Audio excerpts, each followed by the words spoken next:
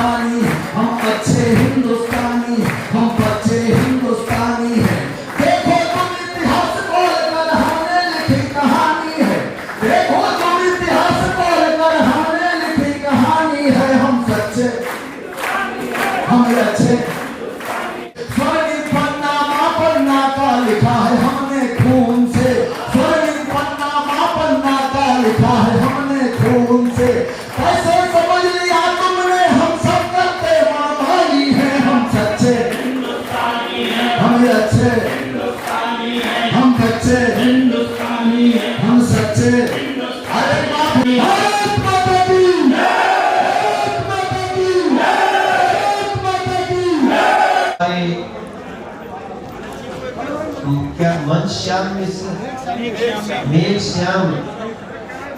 मेघ श्याम जी, जो आपने श्रृंगार का भाव प्रस्तुत किया, के राजस्थानी जी, अनुराग शुक्ला जी, विनीत पांडे जी, ये कार्यक्रम आप सबने जो देखा है, सुना है, हम सबको कुछ न कुछ सीखने को मिला ही होगा। समय ऐसे आते हैं जब कभी कभी लगता है कि बहुत मेहनत हो रही है, फिर अचानक कुछ बड़ा हीरा मिल जाता है, मोती मिल जाता है। कभी सम्मेलन ऐसा ही होता है, कभी सम्मेलन धैर्य भी मांगता है। तो हमें तो पहली बार हम लोगों ने इस तरह का कार्यक्रम किया अपने लोकसभा में। हाँ, और एक हीरा मिला। कई लाइनें याद है, सैनिक अपने पत्नी को क्या लिखता है, भूलेगा नहीं। आपने किसी ने सुना दिया कि मुकदमा जीत गए हे राम। तो ये तो अलग अलग बातें कोरोना पर की, और वो जो उन्होंने छंद में जो एक लास्ट में सुना दिए, ऐसा लगा कि कवि सम्मेलन फिर से शुरू हो गया। देखिए हमारे साथ हैं मनोज तिवारी जी, जो कि नॉर्थ ईस्ट के सांसद हैं। आइए, आज जो कवि सम्मेलन यहाँ पे किया गया है उस पर क्या कहना चाहेंगे तिवारी जी? बहुत उन कवियों का बहुत आदर सम्मान किया मैंने, और हमारी क्षेत्र की जनता बड़े सोशल डिस्टेंसिंग के साथ दूर दूर बैठ करके, सबकी कुर्सियाँ अलग अलग लगीं, और उन्होंने इस कवि सम्मेलन का आनंद लेते हुए स्वतंत्रता दिवस की पूर्व संध्या को मनाया। अखंड भारत का शपथ लिया हम सभी ने, और हमने कवियों के शब्दों में बहुत कुछ सीख कर भी आज इस उत्सव से कल 15 अगस्त के लिए जा रहे हैं। अच्छा सर, जिस तरीके से बात की जाए 370 धारा और पर क्या कहना चाहेंगे? देखिए, ये वर्ष जो रहा है ना, पिछले 15 अगस्त से इस 15 अगस्त तक देश की जो 3-4 बड़ी प्रमुख समस्याएं थीं, उसको मोदी सरकार ने समस्याओं को जड़ से समाप्त कर दिया है, और देश अब एक नई दिशा में बढ़ चला है। हमारे आज के कार्यक्रम के हमने चीफ गेस्ट बनाए पूरे देश के एक बहुत बड़े एससी समाज के लीडर और बुलंदशहर के सांसद हमारे भाई भोला सिंह जी को। तो आज का हमारा कोशिश यही है कि आइए अब धीरे धीरे जीवन शुरुआत करते हैं और भारत के खुशहाली की बात करते हैं। अच्छा, कल स्वतंत्रता दिवस है, स्वतंत्रता दिवस पर क्या कहना चाहेंगे तमाम जनता से? मैं सबसे प्रार्थना करूंगा कि हमारे देश की एक पहचान है कि हम अनेकता में भी एकता रखते हुए आगे बढ़ते हैं। जो लोग हमारी एकता को खंडित करने की कोशिश करते हैं, हम उनसे पहले से आगाह अपने को करके चलते हैं। आप सब स्वतंत्रता दिवस मनाइए। प्रेम भाईचारा का एक अलग से दृश्य आना चाहिए, और सभी लोग मिल करके देश की आज़ादी को सही मायने में अपने जीवन में लाने के लिए प्रयास करें। अच्छा तिवारी जी, जिस तरीके से अभी महिलाओं के साथ जो भी अभी छोटी बच्ची के साथ जो घटना हुई है, बहुत निंदनीय है ये घटना, इस पर नहीं, निश्चित रूप से ऐसे घटनाओं को भी रोकना है, और इसके लिए महिलाओं की सुरक्षा रक्षा के लिए 2 कदम आगे बढ़ के जाना पड़ेगा। धन्यवाद।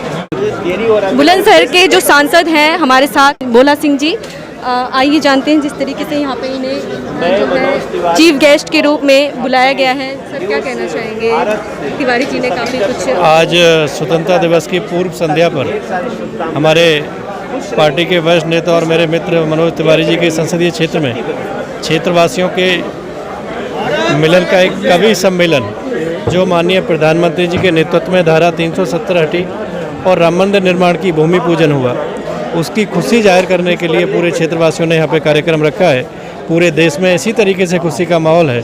थोड़ा कोरोना महामारी को लेकर लोग फिजिकल डिस्टेंसिंग से बाहर आने के लिए माननीय प्रधानमंत्री जी के निर्देशन को मानते हुए, उनके बातों को गंभीरता से लेते हुए अपने आप को रक्षा के लिए आगे आने में थोड़ा बाहर कम निकल रहे हैं। उसके बावजूद भी एक अच्छा कार्यक्रम ये कवि सम्मेलन का स्वतंत्रता दिवस की पूर्व संध्या पे माननीय मनोज तिवारी जी के नेतृत्व में हुआ है। मैं सभी क्षेत्रवासियों का आभार करता हूँ। और ये जो क्षेत्र है यहाँ पे मेरे बुलंदशहर के काफ़ी लोग रहते हैं। सर, जिस तरीके से SC ST दलित समाज के लिए जिस तरीके से आप लगातार कार्य कर रहे हैं, कहीं अभी भी लगता है कि जागरूकता या फिर उनके लिए अभी और कुछ करना बाकी है? देखिए, माननीय मोदी जी के नेतृत्व में देश के पूरे दलित समाज के लिए जो योजनाओं के माध्यम से जो कार्य करने को, उनके आगे बढ़ने को, आत्मनिर्भर बनाने को जो योजनाएं सरकार ने दी हैं, उसका पूरा फ़ायदा दलित समाज ले रहा है और पूरा दलित समाज मोदी जी का समर्थक है, उनका धन्यवाद कर रहा है। बाबा साहब अम्बेडकर जी और जो इस हमारे संविधान के रचयिता थे, उनको अगर देखें तो उनके सम्मान के लिए जो कार्य हमारी सरकार ने उनके धार्मिक स्थल, उनके सभी स्थानों को बनाकर जो किया है, वो वास्तव में दलित समाज के लिए मोदी सरकार का एक तोहफा है। और पूरा दलित समाज इस तोहफे को कभी नहीं भूल सकता। हर तरीके से माननीय मोदी जी के साथ में पूरा समाज खड़ा हुआ। थैंक यू सर, धन्यवाद। ललनाओं ने सुहाग दिए, देश हित जिन ललनाओं ने सुहाग दिए, नित्य विराम गुणगान करते हैं हम, नित्य विराम गुणगान करते हैं हम।